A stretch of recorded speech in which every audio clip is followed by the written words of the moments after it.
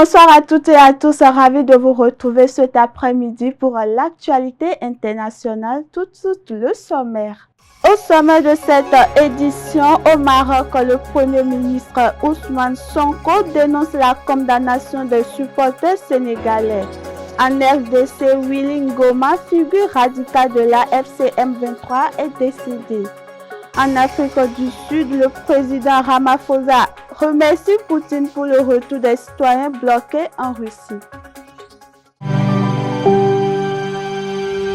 Tu viens d'avoir le bac ou tu veux te reconvertir dans un domaine d'avenir, faire le choix du numérique et rejoindre l'école supérieure d'administration, d'économie, de journalisme et des métiers de l'audiovisuel ESAE. De nouvelles filières sont disponibles dès cette rentrée: informatique et multimédia, informatique industrielle et maintenance, réseau informatique et télécommunications, système informatique et logiciel, sans oublier les filières initiales: administration générale, administration des finances, administration des affaires, sciences juridiques, sciences économiques, sciences de gestion, journalisme et métiers de l'audiovisuel. ESAE est disponible sur 4 sites: Cotonou-Badjoumendé, Cotonou-Akpakpa, Abomey-Calavi et Parakou. Pourquoi choisir l'ESAE? Des formations conçues pour le marché de l'emploi, des enseignants expérimentés et passionnés, des infrastructures modernes avec équipement de pointe, des opportunités de stage et d'emploi garanties. Les inscriptions sont en cours et les places sont limitées. Ne rate pas ta chance, donne vie à tes ambitions avec l'ESAE. Contacte-nous vite par appel ou par WhatsApp au 01 98 98 14 00 ou via email scolarité@esae.bj et visite notre site web www.esae.bj. Ton futur commence maintenant avec l'ESAE. Tu investis dans un avenir professionnel, concret et sécurisé. ESAE, l'excellence à un nom. Mesdames et messieurs, bonsoir et bienvenue dans cette édition. Soupçon explosif, démenti catégorique selon l'agence France Presse, le gouvernement du Nigeria aurait versé plusieurs millions de dollars aux militants de Boko Haram. Les autorités nigérianes ont rapidement qualifié cette allégation de totalement fausse et infondée, insistant sur leur volonté de lutter contre le terrorisme sans céder à des pression financière. Le pays reste sous tension sécuritaire, notamment dans le nord-est, où Boko Haram continue de mener des attaques sporadiques malgré les opérations militaires menées par l'armée nigériane. Suivons ensemble ce reportage. Le gouvernement nigérian dément avoir versé une rançon à Boko Haram pour libérer environ 230 écoliers et membres du personnel d'une école catholique enlevés en novembre par des djihadistes du groupe armé. Ce démenti intervient après la publication par l'agence France Presse d'une enquête affirmant que le gouvernement aurait versé aux militants de Boko Haram une rançon énorme s'élevant à plusieurs millions de dollars. Selon l'AFP, les autorités nigérianes auraient également libéré 2 commandants du groupe djihadiste afin d'obtenir la libération des otages. Dans un communiqué publié ce mardi, le ministre de l'Information, Mohamed Idriss, a qualifié ces allégations de totalement fausses et infondées. Pour le ministre, ces accusations portent atteinte au professionnalisme et à l'intégrité des forces de sécurité nigérianes. Il a décrit la libération des otages comme étant le résultat d'un travail de renseignement professionnel et d'une précision opérationnelle. L'attaque contre l'internat catholique St. Mary's dans le centre du pays en novembre avait profondément choqué le Nigérien. Le ton se durcit à Dakar. Le Premier ministre sénégalais Ousmane Sonko a annoncé le dépôt d'un projet de loi visant à renforcer la répression des relations homosexuelles. Selon le texte proposé, les peines encourues passeraient de 3 à 5 ans, voire 10 ans de prison. Cette initiative intervient dans un climat marqué par des discours hostiles et plusieurs arrestations relançant le débat sur les libertés individuelles et les droits humains. Des organisations de défense des droits humains dénoncent déjà cette mesure, estimant qu'elle restreint la liberté et alimente la stigmatisation. Nous vous proposons de suivre cet extrait. Un acte contre nature. L'annonce a été faite par Ousmane Sonko lors d'une séance de questions à l'Assemblée nationale. Actuellement passible de 1 à 5 ans de prison, les relations homosexuelles pourraient bientôt être plus sévèrement punies au Sénégal. C'est en tout cas la volonté du chef du gouvernement. Toute personne qui aura commis un acte contre nature sera punie d'un emprisonnement de 5 à 10 ans. Si l'acte est commis avec un mineur, le maximum de la peine sera prononcé. Le projet de loi prévoit aussi des peines de prison de 3 à 7 ans, ainsi que la perte de droits civiques pour toute personne qui aura fait l'apologie de l'homosexualité. Sa présentation intervient alors que les arrestations se multiplient dans le pays. Le 7 février dernier, sur dénonciation, 12 hommes sont interpellés, plusieurs d'entre eux sont testés séropositifs. Ils sont alors accusés par les autorités sénégalaises de transmission volontaire du VIH et de mise en danger de la vie d'autrui. Depuis, une trentaine de personnes ont été arrêtées pour les mêmes motifs, selon la presse locale.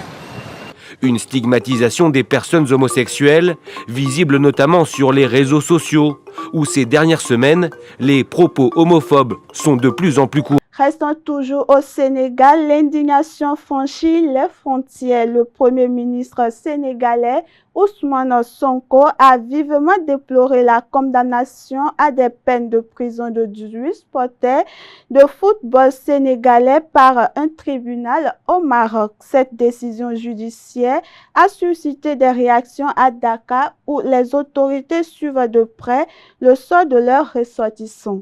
Sonko a rappelé le dialogue diplomatique et au respect des droits des citoyens sénégalais à l'étranger tout en exprimant sa solidarité envers les familles des supporters condamnés. Suivons à présent ce reportage. Le Premier ministre sénégalais Ousmane Sonko a déploré ce mardi la condamnation à des peines de prison prononcée par un tribunal marocain à l'encontre de 18 supporters de football sénégalais.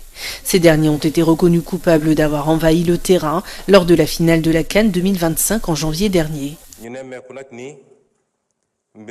Nous avons constaté que le traitement de cette affaire a dépassé le cadre du sport et nous devons dire que nous condamnons et regrettons cela.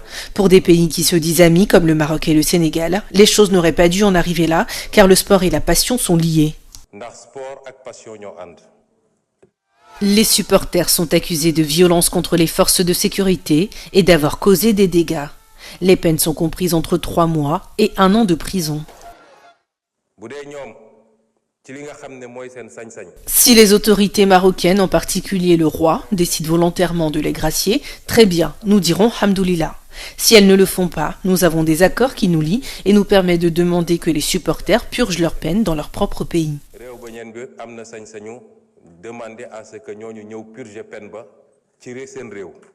Pour rappel, le Sénégal a remporté la finale de la CAN 2025 avec un score d'1-0 face au Maroc, le pays hôte. Cette finale a surtout été marquée par de nombreux incidents qui ont valu des sanctions aux 2 équipes ainsi qu'à certains supporters. Autre actualité à présent, un coup dur pour la rébellion. Willy Ngoma, porte-parole militaire de l'AFC M23, est décédé. Né en 1974, il était considéré comme l'incarnation de l'aile le plus radical du mouvement. Sa disparition laisse un vide dans la hiérarchie de cette faction armée active dans l'Est de la République démocratique du Congo. Les analystes s'inquiètent des possibles luttes internes pour le pouvoir et de l'impact sur la dynamique des négociations en cours avec le gouvernement congolais. Suivons à présent. Willy Ngoma, porte-parole de la FC M23, est mort dans la nuit de lundi à mardi dans le Nord Kivu, en République démocratique du Congo. Selon notre correspondante à Goma qui cite des sources anonymes internes au mouvement rebelle. Selon ces sources, il aurait été tué lors des frappes de drones attribuées au Wazalendo, allié de l'armée congolaise, dans le territoire de Massissi, notamment sur l'axe Rubaya, où des combats ont été signalés. L'information n'a pas encore été confirmée par les responsables du mouvement rebelle congolais soutenu par le Rwanda, mais plus tôt dans la matinée, le porte-parole politique de l'AFC M23 accusait encore sur son compte X le gouvernement congolais d'avoir violé le cessez-le-feu, engageant selon lui une guerre totale sur toutes les lignes de front et au-delà. Willy Ngoma, 52 ans, était sous sanction du Conseil de sécurité des Nations Unies pour entrave au processus de paix et violation des droits humains. En décembre 2023, il avait été aussi sanctionné par les États-Unis pour violation des droits de l'homme et meurtre, entre autres.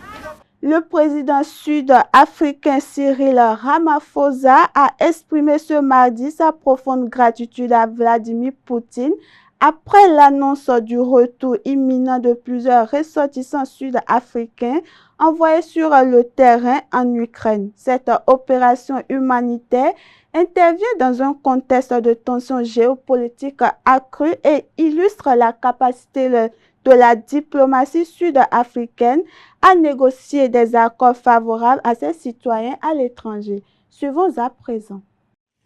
Le président sud-africain Cyril Ramaphosa a exprimé ce mardi sa profonde gratitude au président russe Vladimir Poutine après l'annonce du retour de plusieurs citoyens sud-africains envoyés sur le terrain pour combattre en Ukraine. Selon le gouvernement sud-africain, 11 des 17 hommes qui avaient été enrôlés pour combattre dans le camp de la Russie devraient bientôt rentrer chez eux. 4 autres ressortissants ont pu rejoindre l'Afrique du Sud la semaine dernière. 2 autres hommes se trouvent encore en Russie, dont l'un hospitalisé à Moscou, a précisé la présidence sud-africaine dans un communiqué. Les autorités affirment que ces hommes avaient été dupés par des promesses d'emploi et ne savaient pas qu'ils allaient être embarqués sur le front.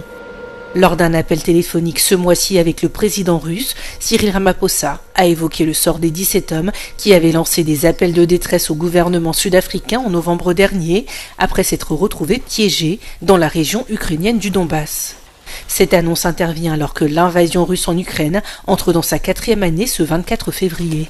À l'occasion de cet anniversaire, le président ukrainien Volodymyr Zelensky s'est exprimé, affirmant que Vladimir Poutine n'a pas atteint ses objectifs de guerre ni brisé les Ukrainiens. En 4 ans, l'offensive massive russe en Ukraine a fait des centaines de milliers de morts et de blessés. De nombreuses villes ont été détruites, ainsi que des infrastructures essentielles telles que des hôpitaux et des écoles. Actuellement, 20% du territoire ukrainien Ton fermé porte entrouverte. Lors de son discours dans le Congrès, Donald Trump a accusé l'Iran de développer des armes capables de frapper sur les États-Unis. Dans le même temps, il a affirmé privilégier la voie diplomatique avec Téhéran, laissant entendre que son administration pourrait alterner pression et dialogue pour gérer les tensions nucléaires et sécuritaires dans la région. Suivons ensemble. Depuis la reprise des cours samedi dernier, ces scènes se multiplient. Ce mardi, dans plusieurs universités de Téhéran, de nombreux étudiants ont une nouvelle fois appelé à la chute du régime. Sur ce campus, soutiens et opposants du pouvoir en sont venus aux mains. À la télévision d'État, la porte-parole du gouvernement menace à mots couverts les contestataires. Nous devons tous être conscients du devoir de respecter des lignes rouges. Les lieux sacrés et le drapeau sont 2 exemples des lignes rouges à ne pas franchir. Une mise en garde à la jeunesse qui s'est aussi accompagnée d'une démonstration de force de la République islamique à destination de ses ennemis extérieurs. Des vidéos d'exercices militaires du corps des gardiens de la Révolution ont été publiées. Drones, missiles et manœuvres navales, le régime montre ses muscles, alors que des pourparlers avec les États-Unis reprennent ce jeudi à Genève, sous l'égide du sultanat d'Oman. Le chef de la diplomatie iranienne, qui affirme que son pays ne développera pas d'armes atomiques, se montre confiant. Nous avons une occasion historique de conclure un accord sans précédent qui prenne en compte les préoccupations et les intérêts communs. Un accord est à portée de main, mais seulement si la diplomatie est privilégiée. Les négociations portent sur le nucléaire, mais aussi sur la question des missiles balistiques. Devant le Congrès, dans son discours sur l'état de l'Union, Donald Trump a une nouvelle fois menacé le régime des Mollahs. Je préfère résoudre ce problème par la voie diplomatique. Mais une chose est sûre, je ne permettrai jamais aux sponsors du terrorisme, ce qu'ils sont, d'avoir une arme nucléaire. Je ne peux pas laisser cela se produire. Une énième mise en garde alors que Washington continue d'amasser des navires de guerre et des troupes autour de l'Iran. Le porte-avions Gerald Ford, en route pour le golfe Persique. Dernière actualité pour clôturer cette édition, la frontière sud des États-Unis s'apprête à franchir un nouveau cap sécuritaire. Le gouvernement américain prévoit l'édification d'un mur intelligent sur plus de 3000 km le long du Mexique. Un tiers de cette ligne était déjà équipé d'une barrière avant le second mandat du président. Ce projet suscite la controverse. Certains habitants dénoncent les expropriations et s'inquiètent des conséquences pour leur terre et leur vie quotidienne. Les autorités insistent sur la nécessité de renforcer la sécurité et de contrôler l'immigration dans la région. Suivons ensemble. La frontière d'Eagle Pass entre le Texas et le Mexique. Pas encore de mur, mais une barrière de barbelés sur plusieurs centaines de mètres. Elle est censée dissuader les migrants de passer par là. Jesse en a vu beaucoup tenter leur chance, il vit tout près d'ici depuis toujours. Le gouvernement américain vient pourtant de lui demander de partir, un avertissement par écrit. C'est un courrier qui exige un droit d'accès à votre propriété. Si je ne signe pas ce papier, je perdrai quand même mon bien, qui est situé le long du fleuve, le Rio Grande. L'administration invoque des raisons de sécurité et de droit. 60 frontaliers américains sont concernés, parmi eux Antonio. Lui aussi est menacé d'expulsion. Le prochain tronçon du mur sera construit en contrebas de son terrain. Il n'a pas vraiment le choix aujourd'hui. Dans cette lettre, les autorités disent qu'ils vont détruire une partie de ma maison et que j'ai seulement 5 jours pour signer les documents. Ce plan montre l'emplacement actuel de sa maison et le tracé du futur mur. Il devra accepter un dédommagement de quelques milliers de dollars ou bien il sera exproprié. Je vis ici depuis longtemps et j'ai mes habitudes. Ça va être étrange de partir après tant d'années. Mais le gouvernement reste le gouvernement. Il peut faire tout ce qu'il veut. Le Rio Grande, une frontière naturelle entre le Texas et le Mexique. Les rives du fleuve sont constamment surveillées par des patrouilles militaires et par des caméras et des capteurs thermiques. Des mesures pas suffisamment dissuasives. Un cimetière sans nom rappelle que des migrants au prix de leur vie ont tenté un jour de rejoindre les États-Unis. Mais aujourd'hui, Donald Trump veut aller encore plus loin dans sa politique migratoire. Il veut accélérer la construction du mur qu'il a commencé au cours de son premier mandat. La police des frontières contacte ainsi les propriétaires fonciers pour accéder au terrain situé sur le tracé voulu. Nous avons parlé à près de 300 personnes dont la maison est mal placée. Ces familles ont commencé à recevoir des missives leur indiquant « Nous allons construire un mur frontalier, nous souhaitons négocier avec vous pour acheter votre terrain ». J'en connais certains qui ont refusé, notamment parce que des membres de leur famille sont enterrés ici. 1300 km du mur rêvé par Donald Trump ont déjà été érigés. Il en faudrait plus du double pour couvrir la totalité de la frontière avec le Mexique, avec pour objectif d'empêcher ou de limiter au maximum les entrées illégales de migrants. Et voilà qui met fin à cette édition. Mesdames et messieurs, merci de nous avoir suivis. Bonne suite de programme.